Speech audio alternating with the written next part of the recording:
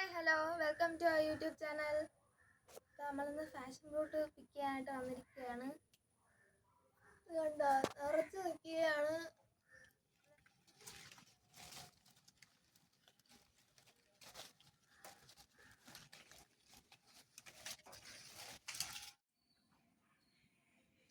ഇന്ന് ഇത്രയും കിട്ടിയിട്ടുണ്ട്. ഇത്രയാണ് നമ്മൾ പിക്ക് ചെയ്തത്.